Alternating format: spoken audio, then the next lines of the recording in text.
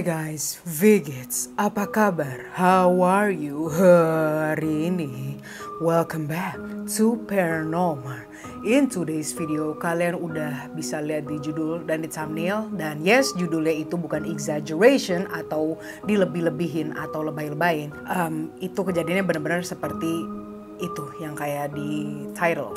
Yang sedihnya adalah si korban itu adalah seorang anak-anak gitu loh, bukan orang dewasa. Well, itu bukan berarti kalau dewasa nggak apa-apa dong, bukan kayak gitu ya. Maksudnya dia tuh yang harusnya masih punya masa depan yang panjang, dia malah menjadi seorang korban dari temennya sendiri. So yes, let's just get into it. Daripada intro kepanjangan, gue mau ngenalin kalian sama anak ini yang namanya adalah Michael Moss. Michael, dia lahir pada 22 Desember tahun 1983. Ini kamera gue kenapa sih? A technical problem, y'all. So, ya, kita balik lagi. Si Michael ini lahir pada 22 Desember tahun 1983 di Liverpool, Inggris, dari pasangan Liz dan Brian Moss. Sebenarnya dia dari kecil punya masa kanak-kanak yang normal gitu loh, bukan kayak menyedihkan, dia digubukin atau enggak sama sekali. Bahkan dia itu sangat disayangin sama keluarganya. So Michael Moss itu suka soccer, menyukai sepak bola, dia suka nonton balap mobil dan pergi keluar dengan teman-temannya. He was a really social person gitu loh, bukan anak pendiam. Dan mulai dari kecil pun Michael itu juga menyukai hal-hal yang mekanis. Seperti dia itu bisa yang namanya ngebenerin sepeda sendiri. Bayangin anak kecil bisa ngebenerin sepeda sendiri. That's amazing, y'all. Nah, selain itu Michael juga sangat dekat dengan papanya ini. Dia tuh ngeliat papanya sebagai kayak figur pahlawannya gitu lah. Tetapi ketika Michael berumur 11 tahun, papanya ini meninggal karena pendarahan otak. Ever since that happened, semenjak kejadian itu Michael bener-bener hancur. He was really broken dan susah sekali yang namanya bisa menerima lah ya keadaannya itu. So, walaupun banyak yang nenangin dia, mulai dari ibunya, tantenya, bahkan sepupu-sepupunya dia yang lebih dewasa, it didn't help at all. Maksudnya tidak bisa membantu dia sama sekali. Pada akhirnya si Michael ini menjadi seorang individu yang sering membuat masalah di sekolah dan di rumahnya. Bahkan saking sering membuat onar masalah gitu, dia sampai dikeluarin dari sekolahnya. Nah, terus si Michael ini ditransfer ke sekolah khusus untuk pemuda bermasalah yang namanya adalah Pinefield Center. Jadi di situ benar ada gengs kalau misalnya ada anak-anak yang mentalnya keganggu gitulah ya. Dimana dia juga bukan bully, tapi orang-orang tuh tahu kalau dia ada lagi masalah dan ada potensi yang menjadi lebih besar. Pihak sekolah itu bakal ngeluarin dia dan mentransfer ke sekolah pemuda bermasalah. Nah, ya kayak si Michael ini. Anyways, itu cuma it's just sekedar informasi, alright? Menurut ibunya, si Michael ini pas lagi pindah ke sekolah baru, tadinya dia senang-senang banget gitu. Ya udah, environment baru. Namun setelah beberapa saat dia jadi mulai melarikan diri dan bolos terus di sekolah barunya. But everything changed. Semuanya itu berubah pada tahun 1999 ketika Michael ketemu dengan 3 anak laki-laki yang baru di sekolah yang barunya dia ini di Pinefield Center. Michael nggak tahu sama sekali bahwa what the hell is that? Itu tukang apa ya? Kok kerinting-kerinting? Anyways, Michael nggak tahu bahwa 3 temannya ini merupakan teman terakhirnya.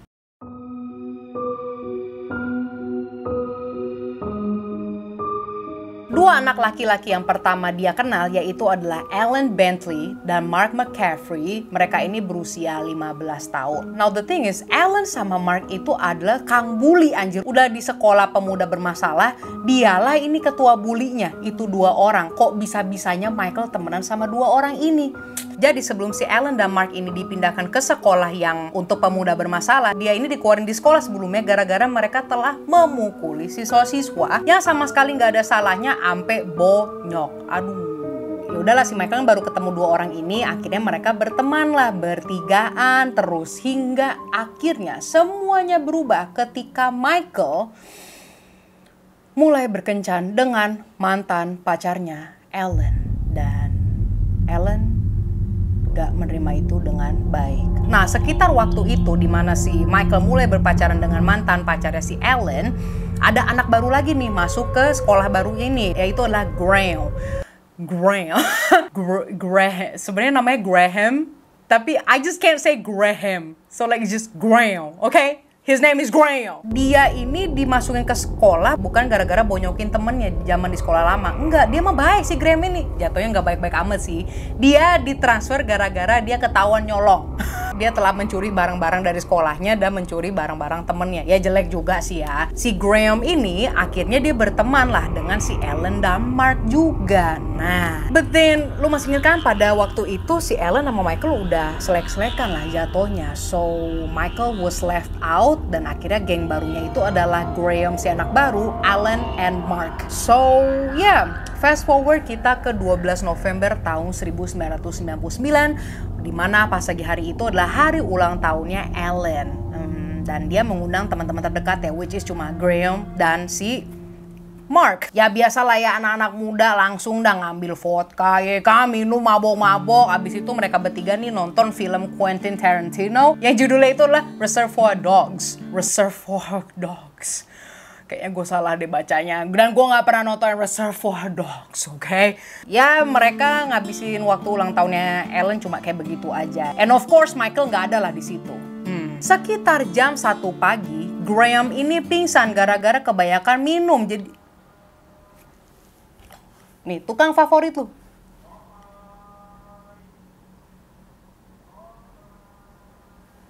Oke. Kemarin gue udah beli somainya dia. Ya so-so lah, tapi ntar gue beli lagi kalau gue lapar aja.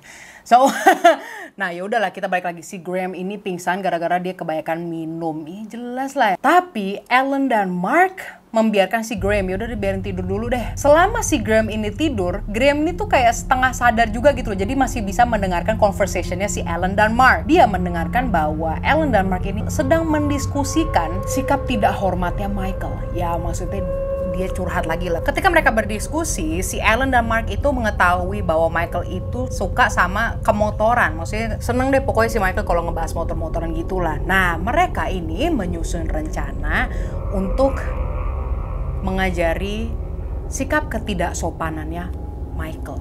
Bukan mengajari, mereka ini pengen memberi pelajaran kepada Michael.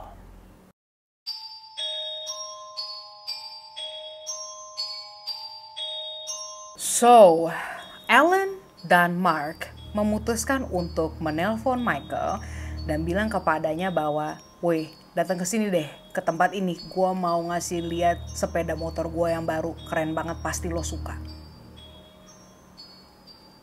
Mereka pengen menunjukkan sepeda motor baru mereka. Which we all know, gua sama lo udah tahu, mereka itu nggak punya sepeda motor sama sekali. Itu cuma buat. Ketika Michael mendapat telepon tersebut, pada waktu itu juga Michael setuju dan pergi ke tempat di mana mereka rencanakan. Dia bersemangat banget untuk melihat motor barunya Mark dan Ellen. Ngomongin Graham itu dia dibangunin, dia itu masih sempoyongan, jadi kayak sampai dirangkul gitu loh. Sampai segitunya, woi pengen ngebawa temennya si Graham ini. Ya udahlah, Graham akhirnya ngikut juga, padahal dia masih sempoyongan, belum sadar apa-apa. Michael sampailah di taman tersebut yang mereka mau janjian, dan kemudian Alan melompat entah dari mana, langsung kepalanya Michael dari belakang. Michael jatuh, dan ketika ia jatuh, Ellen dan Mark mulai menendang-menendang kepalanya Michael. Bahkan mereka memecahkan botol vodkanya di Michael. Setelah itu mereka belum selesai. Mark dan Ellen ini mulai menelan si Michael. Dan dengan menggunakan pecahan kaca mereka menggambar kayak XO gitu, kayak main tic-tac-toe di punggungnya Michael. Setelah itu Mark dan Ellen menyuruh Graham yang masih sempoyongan itu untuk menendang kepalanya Michael. Setelah itu Mark dan Ellen gabung lagi dan mulai menendang-nendang kepalanya sampai dia bergilir kemana-mana udah kayak sepak bola. Jadi mereka oper-oper terus, kepalanya gelinding-gelinding gitu. So mereka bermain tendang-tendangan kepalanya si Michael itu berlangsung selama 2 jam. Well apparently dalam 2 jam itu Michael udah jauh. Dia udah dari kapan tahu, dikarenakan lehernya itu. Setelah 2 jam mereka main-main dengan kepalanya, si Ellen ini memutuskan untuk nge-reenact reenact itu mencoba untuk actingin lagi adegan favoritnya dari film Reservoir Dogs yang baru mereka tonton di rumah dengan telinganya menggunakan botol sambil bernyanyi Stuck in the Middle with You. Karena kejadian ini, kasus ini terkenal di Inggris sebagai film Reservoir Dogs.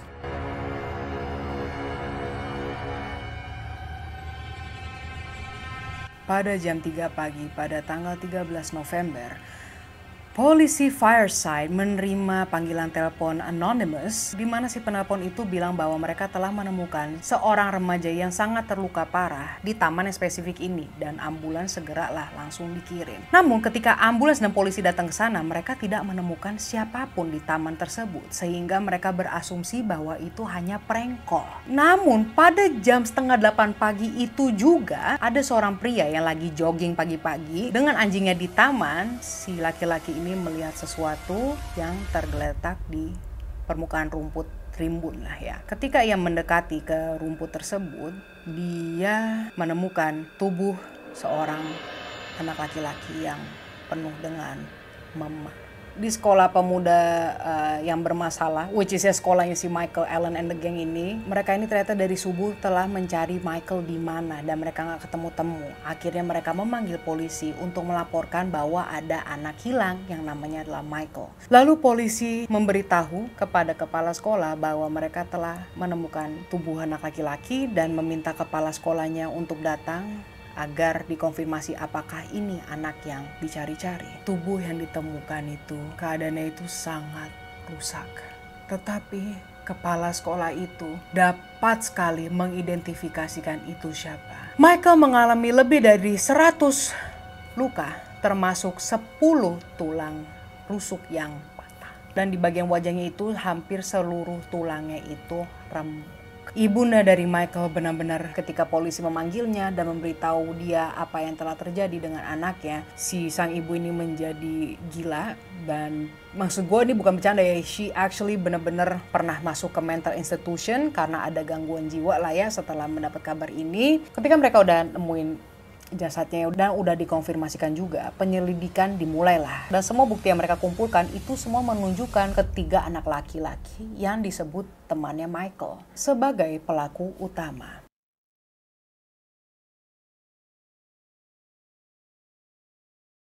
Tak lama kemudian, Graham, mungkin dia tidak mau ya dihantui oleh apa yang telah ia lakukan. Dia menyerahkan diri dan menceritakan segalanya kepada ibunya dulu yang pertama, lalu kepada pihak kepolisian.